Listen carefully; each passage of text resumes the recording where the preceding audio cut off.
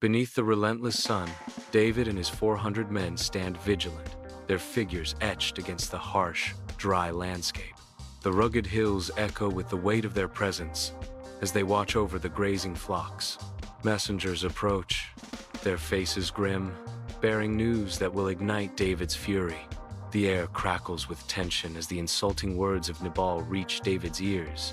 David's face contorts with rage. A storm of retribution brews within him. In his opulent hall, Nabal reclines at the head of the laden table, a picture of arrogance and excess. Wine-flushed and self-satisfied, Nabal raises his goblet, his laughter echoing through the hall. With a dismissive wave, Nabal's contempt cuts through the air, his eyes gleaming with disdain. The scene is saturated with wealth and self-importance, a testament to Nabal's inflated ego. Upon the hills, David's rigid fury sets the stage for vengeance. His command echoes, a rallying cry to 400 souls thirsting for retribution. 400 men, armed and armored, stand poised, their readiness a silent promise of war. The air vibrates, thick with the weight of impending violence, as the men await David's command. David's gaze sweeps across the landscape, hardening with resolve as he prepares to lead his men into battle.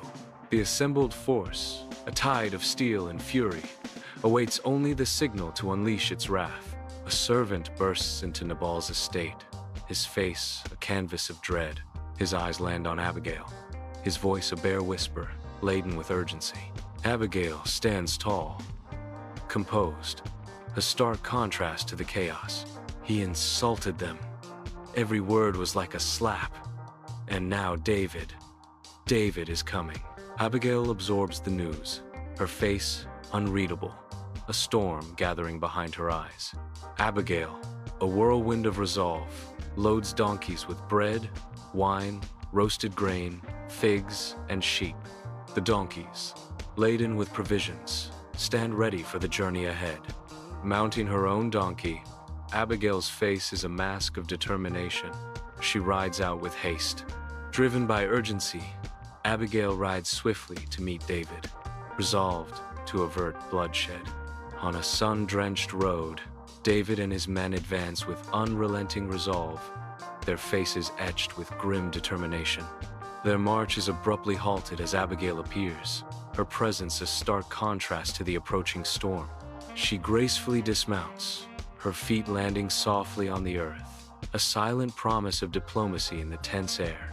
In a profound display of humility, Abigail bows deeply before David, her head lowered in deference. Her submissive posture sharply contrasts with the memory of Nabal's arrogance, highlighting the chasm between them. The silent road becomes a stage for a pivotal encounter, where humility confronts the shadow of pride. Abigail stands, her eyes reflecting deep understanding, as she faces David on the desolate road. David listens, his posture betraying a subtle shift, as the weight of his burdens begins to lift. Abigail's voice cuts through the silence.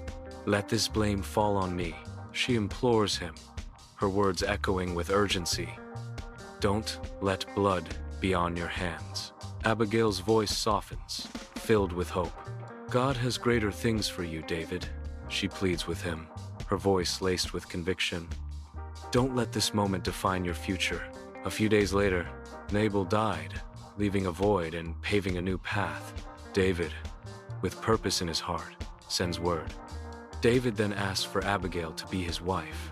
Sometimes the strongest person in the room isn't the one holding a sword. It's the one brave enough to speak peace into the storm.